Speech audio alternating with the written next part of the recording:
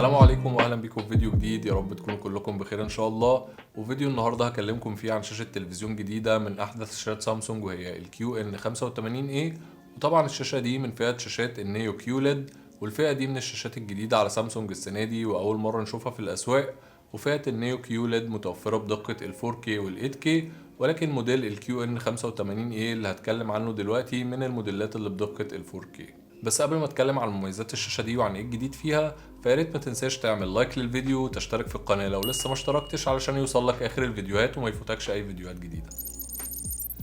هبتدي بالتصميم الخارجي للشاشه، وتصميم الشاشه اسمه سوليد سليم، وهو تصميم بدون حواف من الاربع جوانب مش 3 جوانب فقط زي فئه الكيوليد. والاطار او الفريم الخارجي للشاشه مصنوع من المعدن وهو رفيع جدا زي ما انت شايف، وبيجي باللون الفضي المطفي مش اللامع. واللون ده في الشاشات اللي في مصر وفي اغلب الدول العربيه، لكن في امريكا وفي بعض الدول بيكون باللون الاسود. وكذلك حامل الشاشه بيكون باللون الفضي التلجي وهو برضو مصنوع من المعدن، وهو نفس تصميم الفلوتنج بليت اللي بيكون في الكيوليد الكيو 80 a. ولو بصيت على الشاشة من الجنب هتلاحظ طبعا ان الشاشة رفيعة جدا لو قارنتها بالشاشات الكيوليد التقليدية، وهي ارفع النص تقريبا لان تخانتها 27 مللي بالمقارنة للكيو 80 a اللي تخانتها 54 مللي. وطبعا ده بيدي الشاشة شكل اشيك بالاخص لو متعلقة على الحيطة بالحامل السليم ماونت اللي بيكون رفيع جدا وبيخلي المسافة بين الشاشة والحيطة اقل من سنتي. اما لو بصيت على ظهر الشاشه فهو بنفس التصميم البسيط اللي اتعودنا عليه في شاشات سامسونج، اللي بيكون فيه مكان تمشي فيه الكابلات وتعديها من الستاند كنوع من الكيبل مانجمنت،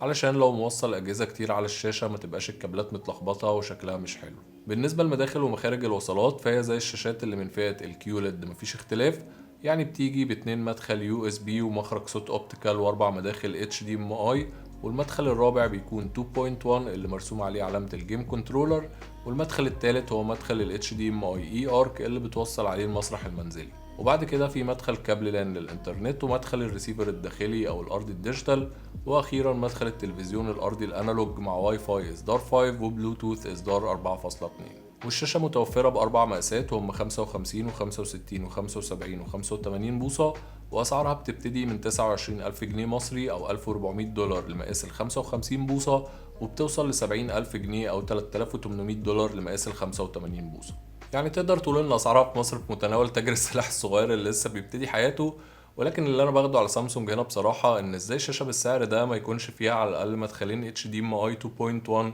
زي شاشات سوني مثلا، او اربع مداخل زي الشاشات ال جي الاوليد السي 1، او يكون فيها ثلاث مداخل يو اس بي. فمش عارف ليه سامسونج مازالت مستمره في سياسه المدخل الواحد بس، لان اللي بيشتري الشاشه بالسعر ده ممكن جدا يبقى عنده بلاي ستيشن 5 واكس بوكس سيريس اكس زي كتير من الناس اللي عندهم الجهازين دلوقتي. والطبيعي ان انا ابقى موصل الجهازين ومش كل مره هستخدم جهاز ابدل في الوصلات، لانها حركه مزعجه جدا بالاخص لو الشاشه متعلقه على الحائط. ولكن على اي حال فهو ده اللي سامسونج بتقدمه لنا السنه دي، ويمكن السنه اللي جايه سامسونج تغير من سياستها ويزودوا عدد مداخل ال HDMI 2.1 عن كده.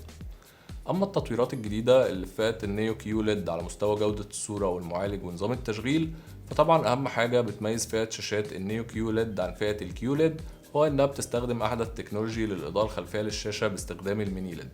والميني ليد هو عبارة عن لمبات ليد بتكنولوجيا عالية جدا في تصنيعها، بتخلي حجمها أصغر 40 مرة من حجم اللمبة الليد التقليدية المستخدمة في أغلب الشاشات اللي موجودة دلوقتي. وده بيخلي الشاشة فيها عدد أكبر من اللمبات، ومفيش رقم رسمي معلن من سامسونج عن عدد اللمبات بالظبط اللي في الكيو ان 85 a، ولكن التسريبات بتقول ان فيها ما يقرب من ال 25,000 لمبة في مقاس ال 55 بوصة، وده رقم مذهل جدا طبعا بالنسبة لأي شاشة عادية، وهو عدد قريب لنفس اللمبات الموجودة فعلا في شاشة TCL الفئة الثامنة، لأن شركة TCL هي أول شركة استخدمت التكنولوجي دي في الفئة الثامنة في شاشاتها في 2019، وفي الفئة الثامنة والفئة السادسة في 2020، وفي 2021 في معرض CES للتكنولوجيا سامسونج أعلنت عن استخدامها للتكنولوجيا دي باسم النيو كيوليد، وكذلك LG باسم الكيونيد. فهي كلها نفس التكنولوجي وبيتم تطبيقها بطرق وأسماء مختلفة حسب سياسة التسويق لكل شركة، وهسيب لك في أول تعليق لينكات فيديوهات تغطية معرض CES لو حابب إنك تتفرج عليها. طيب حلو جدا، انت كمستخدم هتستفيد ايه من الكم الهائل ده من اللمبات اللي بتنور الشاشة، او ايه الجديد اللي بتقدمه التكنولوجيا دي لجودة الصورة؟ فطبعا هتستفيد اكتر من حاجة، زي ان العدد الكبير من اللمبات الصغيرة جدا دي بيخلي الشاشة عندها قدرة اعلى على التحكم في النور، وبيديلها قدرة على برايتنس اعلى او شدة سطوع اضاءة اعلى من اي شاشة ليد تقليدية، وكمان تباين او كونتراست وتفاصيل اوضح في مناطق الظلال والمناطق شديدة الاضاءة في الصورة، لان الهدف من التكنولوجيا دي انها توصل لجودة صورة شاشات الاوليد اللي بتعتبر افضل تكنولوجيا على مستوى العالم في سوق المستهلك لشاشات التلفزيون في الوقت الحالي. واللي بيخلي الاوليد افضل تكنولوجيا على مستوى العالم فكرة ان كل بيكسل فيها بتنور بشكل منفرد، وبالطريقة دي بتديلك درجات لون اسود حقيقية والوان زاهية اكتر وتفاصيل دقيقة جدا عن الشاشات الليد التقليدية. لان مثلا انت دلوقتي لو قدامك شاشتين، شاشة اوليد وشاشة ليد عادية، وبتتفرج على فيلم فيه مشهد ضلمة في الفضاء مثلا وانت مش شايف غير النجوم، فالمشهد ده بيكون تحدي كبير جدا للشاشة الليد، لانها بتكون مضطرة ان هي تنور اللمبة اللي ورا النجمة علشان تبان، وفي نفس الوقت تكون مظلمة علشان المشهد ضلمة. ونتيجة لأن حجم اللمبة كبير وصعب التحكم في نورها، فالتحدي ده بتكون نتيجته في الآخر إنك بتشوف بلومينج أو هالة من النور حوالين النجوم أو الأجسام المضيئة، في حين إن الموضوع ده سهل جدا بالنسبة للشاشات الأوليد لأنها بتنور كل بيكسل بشكل منفرد. فتكنولوجيا الميني ليد ظهرت عشان تقرب المسافة شوية وتعالج العيب ده فتبقى أحسن من الليد التقليدية، ولكنها في نفس الوقت ما وصلتش لمستوى الأوليد، ولكنها بتتفوق على الأوليد في قوة وشدة الإضاءة الأعلى، لأنها بتوصل ل 1150 نيتس مع محتوى ال SDR، وده ضعف قوة النور لو قارنتها بالشاشة ال Q80A اللي بتوصل ل 650 نيتس، وكمان أكتر من الشاشة الأوليد ال C10 اللي بتوصل ل 500 نيتس مع محتوى ال SDR، وكمان بتوصل لقوة إضاءة 1200 نيتس مع محتوى ال HDR، وهو أكتر من ال Q80A اللي بتوصل ل 850 نيتس، وأكتر من الأوليد ال C10 اللي بتوصل ل 800 نيتس مع محتوى ال HDR. فالشاشة دي إضاءتها قوية جدا ومبهرة فعلا، والموضوع ده بيديلك تجربة مشاهدة ممتعة أكتر مع محتوى ال HDR، وكل ما يكون نور الشاشة أقوى بيخلي المشاهد اللي بيكون فيها حاجة بتلمع زي نور الشمس أو النجوم مثلا، أو لو بتشوف مشهد مطر وفيه نور برق، أو مشاهد إطلاق النار من المسدسات، فلما نور الشاشة بيكون قوي بيخليك تشوف الحاجة اللي فيها وميض وفلاشات للنور بتكون واقعية جدا وبيديلك تجربة مشاهدة ممتعة فعلا. طبعا الشاشة بتدعم ال HDR10 وال HDR10 بلس، وكالعادة مفيش دولبي فيجن، وهي برضو من الحاجات المحبطة بالنسبة لي في شاشة بالسعر ده. ومؤشر جودة الصورة الخاص بسامسونج في الشاشة دي هو PQI 4300، وهو أعلى بكتير من ال Q80A مثلا اللي كان ال PQI بتاعها 3800. والجديد برضو على سامسونج السنة دي إنها بتستخدم نوع جديد من البانل اسمه ال ADS بانل، وهو بدون الدخول في تفاصيل علمية عميقة تقدر تقول إن هي الجيل الجديد أو المحسن من ال IPS بانل، اللي بتتميز بألوان مركزة أكتر وزوايا رؤية أحسن من ال VA بانل، ولكن في نفس الوقت درجات اللون الأسود فيها مش عميقة والكونتراست بتاعها أقل من ال VA بانل. ودي من الحاجات اللي فاجأت ناس كتير السنة دي اللي كانت بتحب ال VA بانل بتاعت سامسونج، ومش عارف بصراحة إيه السبب اللي خلى سامسونج تعمل كده، ولكن مقاس ال 85 بوصة بيكون VA بانل، يعني ال 55 وال 65 وال 75 بوصة بيكونوا ADS بانل، ومقاس ال 85 بوصة بس هو اللي VA بانل. ولكن كل المقاسات بتدعم تكنولوجي الفول اري لوكال ديمينج، والتكنولوجي دي بتقسم نور الشاشة لمجموعات بتخليها تطفي وتنور بشكل منفصل، وبيوصل عددهم ل 576 مجموعة في مقاس ال 55 بوصة،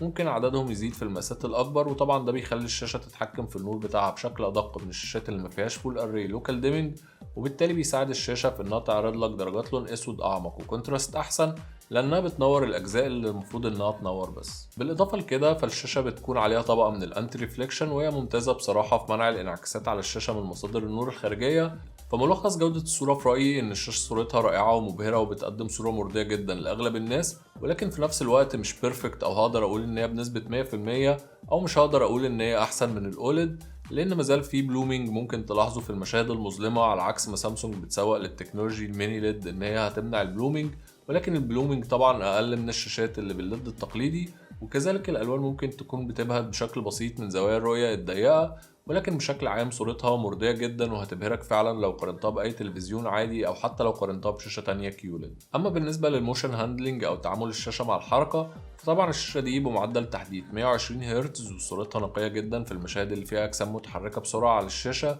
وبالنسبة لمحبين الجيمز فالشاشة الانبوت لاج بتاعها قليل جدا وبيوصل ل 5.8 ملي ثانية في الجيم مود، وبتستخدم تكنولوجي الموشن اكسلريتور تيربو بلس اللي بتمنع أي ضبابية أو خيالات في الأجسام المتحركة بسرعة على الشاشة، بالاضافه لان الشاشه بتدعم الفريسينك بريميوم برو انفيديا جي سينك، ودي من المميزات الممتازه جدا طبعا بالنسبه لاي جيمر علشان تمنع اي سكرين تيرنج او تقطيع في الصوره وانت بتلعب جيمز سواء من جيمنج كونسول او من الكمبيوتر. طبعا كل الكم الهائل ده من التكنولوجيا كان لازم يكون بدعم من معالج قوي زي المعالج الجديد اللي سامسونج استخدمته في الموديل ده السنه دي، وهو النيو كوانتم بروسيسور، واللي سامسونج موضحتش تفاصيل كتير عنه اكتر من انه بيستخدم الذكاء الصناعي والتعلم العميق او الديب ليرنينج عن طريق 16 نيورال نتورك او 16 شبكة عصبية، على عكس المعالجات القديمة اللي بتستخدم شبكة عصبية واحدة. وبالتأكيد هتلاحظ ده تحديدا في الاب سكيلينج للمحتوى اللي دقته اقل من 4K اللي بنشوفه من اغلب القنوات بتاعة القمر الصناعي. فالشاشة دي فعلا بتعمل اب سكيل حلو جدا عن الشاشات العادية وبتقلل النويز في الصورة بشكل كبير. اما بالنسبة لنظام التشغيل فالشاشة بأحدث اصدار من نظام تشغيل تايزن وهو اصدار 6